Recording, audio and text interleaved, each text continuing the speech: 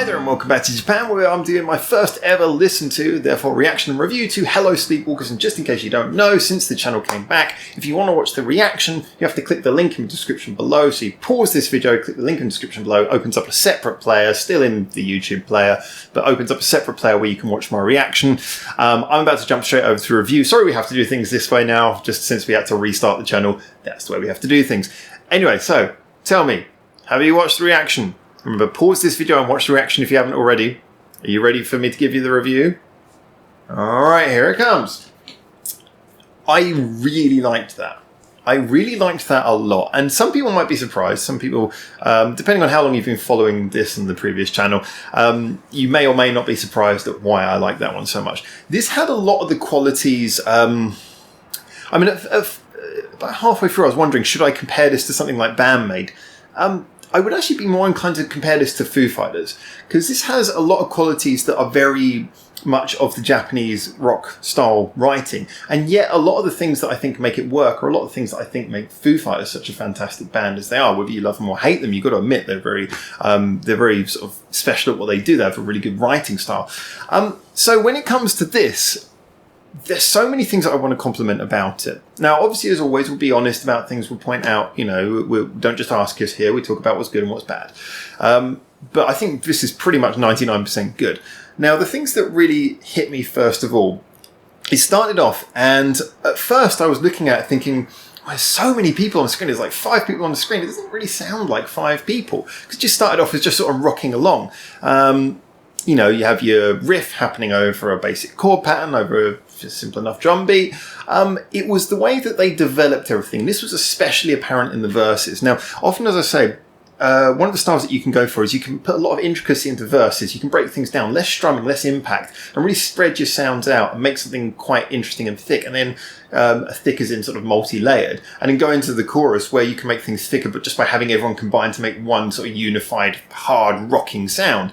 Less definition, less sort of layers to it, but then everything's just louder. And that's kind of what they used here. Now, a lot of what they did was similar to what we heard from smaller 3-piece bands from Japan.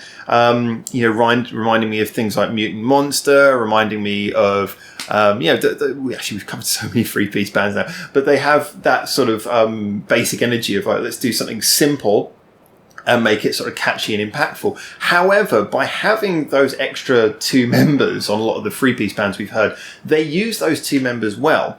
Because, like I say, when it was simple, it was simple. When it went into the verses, though, if you really listen, there's lots of things happening. None of the guitars are standing out, as in none of the guitars are pushing forwards to be virtuoso. But they're all complementing each other on both sides of the stereo pan. You've got some which are doing a little bit of picking, some which are doing some very sharp sort of... like rhythmic, almost like funky style playing. And you've got some bits where they're accenting things. There was good use of, not overuse, but good use of effects pedals on the guitars to make the sound slightly different. Because obviously when you've got lots of guitars, if they're all playing different things, but they're all basically using the same sound, then it becomes very hard to really tell that. It just becomes a mush. They all had slightly different tones, which I think was being affected through guitar pedals as well as production. And then, there were bits where they laid it on more thick, used more thick effects. Same was said for the bass. There was a really cool bit where there was a bass fade on, like phaser effect put on there, which makes it sound a bit digital. And the volume sort of ramped up to impact one bit there. I think that was during the bridge. That was a demonstration of that could have been either done on pedal or in production, but either way it was really good, and I wouldn't really care if it was production or if it was done on pedal. Both ways you can appreciate it from either a producer or from a musician adding that effect, and it could definitely be done live with no trouble whatsoever. So everything on this felt like it could easily be done live, and yet it felt like it was intricate. It was good in the writing, it had just enough production to make it sound interesting, but also not so much production as to scare off rock fans. And I say that with all the respect in the world, as someone who I genuinely, when I say I like all styles of music, I genuinely mean that. But unless you can think of one that I haven't thought of yet. But with rock fans, a lot of the time, if you go anything over a certain very small level of production, they're like, oh, that's not rock, I'm not sure I like that. There's a lot of rock fans who are like that, and believe me, I'm sure you know people who are like that. I'm sure if you're into your rock music, you've met people like that, so don't deny it. This was good because it had enough production to keep it interesting and to keep the sounds all separated and allow each instrument to have its own legs and its own identity, and yet at the same time, like I say, wasn't enough to alienate hardcore rock fans who would be against that sort of thing. The musicianship was clearly on point. Like I say, no one was overly tested in this song, but that's, that's not the sign of a good song is not do the musicians wear themselves out. The sign of a good song is do the musicians play the right notes and, get the most out of the tune. And here I think they were. The chorus was extremely good in that it was very catchy. Not sort of like legendary catchy, but catchy enough that will be stuck in my head for a good few hours if I don't listen to anything else. And I would be very tempted to come back to this. But one of the things I really wanted to give credit to is it had, like I say, it had a certain Foo Fighters quality. And the Foo Fighters quality is kind of twofold. One is in the writing being... these kind of connected. One is in the writing being interesting in that their ability to ramp up to certain things, knowing how to be sort of more relaxed in certain bits, more impactful in other bits, but also to flow between those things. Something that Foo Fighters, I think this is one of the qualities that made them so famous. You think about a lot of their most famous songs, is they know how to ramp up to the really energetic bits. When it hits, it doesn't just come out of nowhere. They really sort of push you into it with like the whole flow of the song. It feels like you build up to those parts. And this was something that was quite well done here, but also the male vocalist, I'll get onto both vocalists, but the male vocalist was really, really good, like I say, in singing in a way that when he was singing kind of normally, it was normal, but then he could sing with a bit more grit, and then he could take it up to certain points. So it happened only like 2 or 3 times in the song, but it really worked when it happened. He goes up to the point where the grit turns into like a scream almost, turns into a shout, and it's perfectly done because you know what he's singing, so there's no loss of melody. But when he goes overboard in that bit, it just sort of the expression overtakes the melody, and that's what you want from those sort of shouty screamo bits. It's not screamo, but those sort of those bits where it becomes like a real sort of throaty, growly roar. You want that. You want that sort of feeling that it's not in replacement of the melody. It's just a bit where the expression is really going over the top. And he did that fantastically. I thought his vocal control was just brilliant. And on top of that, the female vocalist, she had an amazing voice. You didn't hear so much of her, but she really had quite a depth to her voice. It wasn't like a sort of... not to sound stereotypical, but sometimes you get bands where the singer's quite, thin-voiced a lot of the time. And that can work for a certain type of music, but if it had happened in this type of music, it would sound horrible. Often, a good example to take, for example, is if you take Psyche from Bandmate or Sue from Silent Siren. In their own bands, they're fantastic. If they swapped bands, it probably would sound pretty awful.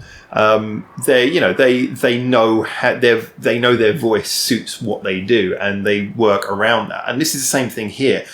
Clearly they've got the singers who are right for the job, because the female vocalist, when she came in, okay, it might not be the most memorable voice of all time, but it was perfect for what she was doing. She had enough depth in it to not sound like you were losing impact when you went from his voice to hers. But also she had the benefit of, like I say, female vocals, they always cut through better. They're a little bit higher up in the scale, which means that, they rise above the guitars a bit more. They have a better chorus quality, a female vocal. I hate to say it, but in rock, it's just true. You look at it on paper, you look at how equalization is done of instruments. A female vocal does actually work better in a rock chorus. I hold that opinion. I'll argue that with anyone who wants to debate that with me. So I thought it was really good how she came in for the chorus, and yet she still had the impact and the energy and the power that he had. But she just was, she allowed them to elevate the scale. Not the scale, the musical scale rather than the size scale, the pitch. Not even the pitch. Yeah, you know what I'm saying. Tonally, it went up. There you go. Tonally, I increased up the tone. And so, it was just, to me, everything was perfectly engineered, fit in the right place. It was not so complicated or so mind-blowing as to lose casual fans. It had, again, the quality I say Silent Siren has for pop. It had the ability to be something that was listenable enough that anyone could be drawn in from pretty much any sort of musical background. I'm sure pop fans could enjoy this just as much as rock fans. It was well played, and it had lots of intricacy where it needed it, but not where it didn't need it. Like I say, the chorus was catchy, and it was good to have that 1, 2, 3 sort of shout along bit as well, which makes it great fun for the audience if you play it live, and kind of fun for international audiences if you're watching it and you don't know any Japanese. Then it makes it something where you've got that engaging hook for you as well. It didn't rely on solos, but it had its good musical bits when it needed them. This to me is exactly what I want from a hard rock song. Really couldn't say that more. I was interested to see if they ever fell back on using any non-guitar sounds, because they had 5 members. I was like, it would be really cheeky if you throw in a keyboard here. Because I was thinking at first with 5 members, why have you all of you playing guitar? But I'm glad to say that when I listened to it, there were, they did a lot of effects pedal bits, like in the bridge. There was a bit where they used kind of a heavily affected guitar for a couple of notes, a couple of bars. But they never went away from being what they were, and what they were worked brilliantly. I really enjoyed this. Like I say, often it's difficult if you start on a high point and none of the other songs ever live up to the first one you've heard. But I'm definitely going to be very happy to listen to more of this band. I really hope that the rest of it is impressive as this is to me. This is, like I say, this is just exactly what I want to hear from a hard rock band. So great stuff. And this will nicely, hopefully, start a few more listens. So anyway, if you guys don't know them or do know them, please tell me a little bit more. Really interested to hear you guys' opinions on this one, what you think. As always, it doesn't matter if you like it or not. Music is subjective, so however much you enjoy it is the reality of how good it is for you. I give a sort of subjective, objective opinion as someone who's worked with music for my entire adult life, but hey, the conversation is what makes it fun and what makes music such an interesting subject for us all to discuss. So get in there, discuss it in the comments. Please like or subscribe if you don't mind. Thank you. Have to do the YouTube thing. And also you can join the discussion more on our Discord and Reddit, which are also linked in the description below, as well as my Facebook and Twitter. And of course, a big thank you to anyone following on our Patreon for, like I say, you guys keeping the channel running. Really appreciate it. With all the troubles we've been through this year and last year, you guys have really, really helped keep this alive for, wow, it's nearly a year and a half now. So yeah, like I say, I can't thank you guys enough for that. So anyway, whoever you are, thank you for making it to the end of the video. I really appreciate it. I'm looking forward to seeing you in the comments and hopefully in the next video soon. But until then, for now, from Japan, ciao, ciao.